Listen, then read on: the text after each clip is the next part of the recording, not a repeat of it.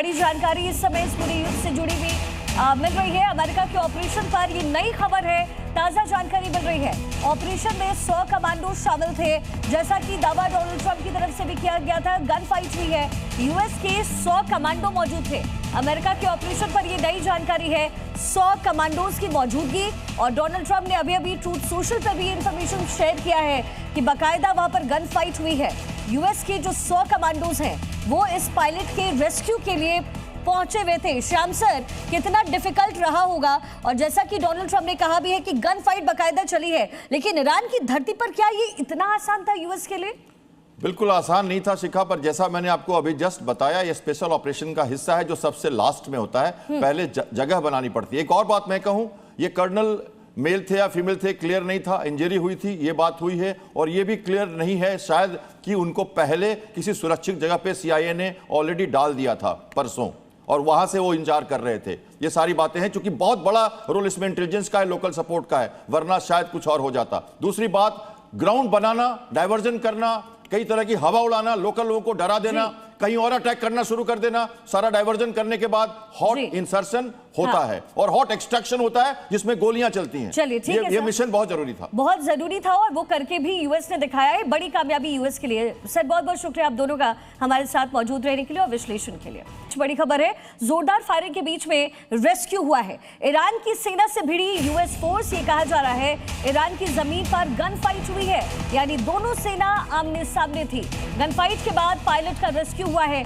Firing के बीच में pilot को ले गए यूएस कमांडोज। ये बड़ी जानकारी, ईरान की जमीन पर बाकायदा गन फाइट हुई है, यानी दोनों ही आर्मीज एक दूसरे के सामने, और यहां पर गन फाइट हुई, जिसके बाद ये बड़ा रेस्क्यू किया गया है।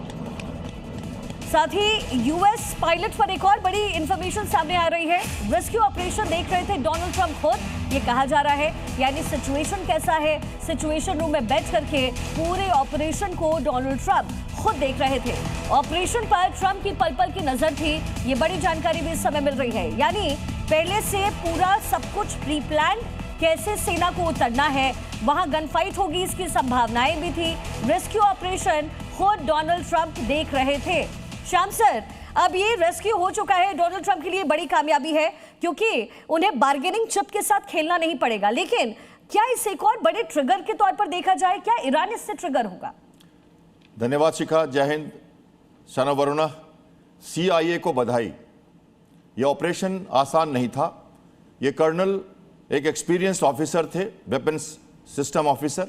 ऐसे एयरक्राफ्ट में जब हम जाते हैं तो पायलट कभी कभी यंग होता है, लेकिन जो टैक्टिकल ऑफिसर होता है वो काफ़ी एक्सपीरियंस्ड होता है, और वही था। ये इंजर्ड हुए, एक दिन तक इन्होंने अपने को बचाया, कम्युनिकेशन सेट्स यूज किए, स्पेस तक इनकी पकड़ बनाई गई थी, और सीआईए ने बड़ा डिसेप्शन किया, लोकल इंटेलिजेंस लाया, डाइवर्जनरी अटैक किया, ये लगाया हल्ला वहां पे कि बड़ी अटैक होने वाला है ग्राउंड फोर्सेस का वेस्ट की तरफ से, और पब्लिक को डराया गया। और उसके बाद ये कॉम्बैट एससीआर स्पेशल ऑपरेशन से किया गया, जिसकी पकड़ मुझे है, क्योंकि मैं 3 साल इंडियन मरीन कमांडोज के साथ काम कर चुका हूं as air insertion officer from the air. तो ये दूसरे तरह का ऑपरेशन होता है, एक साथ बड़ा भयंकर डाइवर्जेंस, सरप्राइज, डिलेमा और इंटेलिजेंस, तब जाके ऐसे मॉन्टेनियस रीजन से हम। और मैंने आपको कल कहा था, कुछ लोग हंस भी पड़े थे, मैंने कहा अमेरिका चाहे तो सब कुछ कर सकता है और ये करेगा, एक दिन का समय दीजिए, रात होने दीजिए, ये मैंने कहा था। लेकिन श्याम सर, ये मुमकिन कैसे हुआ?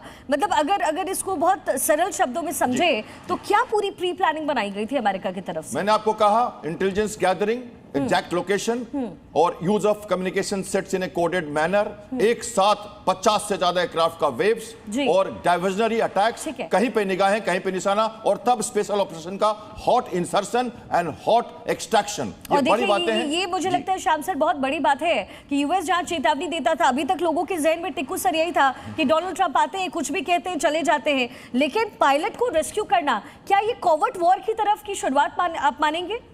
देखिए, आप इसको किसी भी प्रकार से देखें, जिनको अमेरिका की काबिलियत पर शक था, अब उनको कम से कम ये तो पता चला होगा कि अमेरिका इतने मुश्किल ऑपरेशन को कैसे सरअंजाम दे सकता है।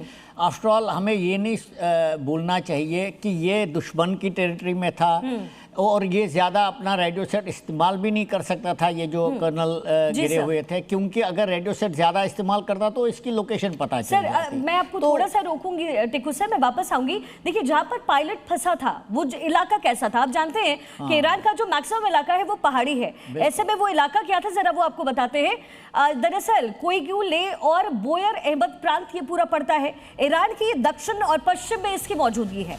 पहाड़ी इलाका जैसे मैंने आपको पहले भी बताया, जंगली इलाका है, दुर्गम इलाका है, यानी डिफिकल्ट सिचुएशन है, कॉम्बिंग के लिए बहुत डिफिकल्ट है, कठिन है, खतरनाक क्षेत्र इसको माना जाता है। कम आबादी वाला है, ये ग्रामीण एरिया है, तो जाहिर तौर पर अगर कम आबादी वाला है तो इसमें कहीं ना कहीं थोड़ी राहत की बात जरूर थी। लेकिन बड़ा सवाल ये है कि जिस तरीके से रेस्क्यू हुआ है, जो लोकेशन ट्रेस हुई है, उसके बाद बड़ा सवाल टिक्कू सर ये उठता है कि क्या पहले से ग्राउंड में यूएस की कोई ऐसी मौजूदगी, कोई ऐसा सिग्नल जिससे इतनी आसानी से ट्रेस हुआ है ये पायलट? नहीं, ऐसा नहीं है, क्योंकि अमेरिका ये रिस्क नहीं ले सकता कि डीप इनसाइड एनिमी टेरिटरी का आप किसी को बिठा कर रख दो, ये मुमकिन नहीं है। लेकिन आजकल सिग्नल इंटेलिजेंस बहुत आधुनिक है, पता चल जाता है। दूसरी बात मैं आपको ये कहना चाहता हूँ, जो लोकल लोग हैं ना, उनको भी नहीं पता चल, जो वहाँ रहते हैं उनको भी नहीं पता था ये कहाँ थे, नहीं तो अभी तक तो पहुँच गए होते उनके पास।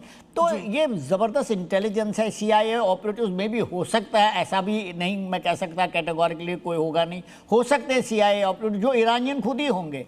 लेकिन जिस प्रकार से ये ऑपरेशन किया गया, आपने बोला अपने न्यूज़ में कि फायर फाइट भी हुई है, वो तो होनी थी, क्योंकि एक टोली जो है वो फायर फाइट के लिए तैयार रहती है, उनको सप्रेस करना पड़ेगा ईरानियन ट्रूप्स को, इससे पहले कि वो उसको सुरक्षित उठाकर ले जाए। ठीक है सर। तो मैं मानता हूँ कि बड़ा मुश्किल ऑपरेशन था और अमेरिका ने उसको बहुत खूबी से बचा लिया है। मेरे ख्याल से ये एक संकेत है ईरान के लिए कि आप कहाँ तक जा सकते हैं अमेरिका से लड़ने के लिए। ठीक है।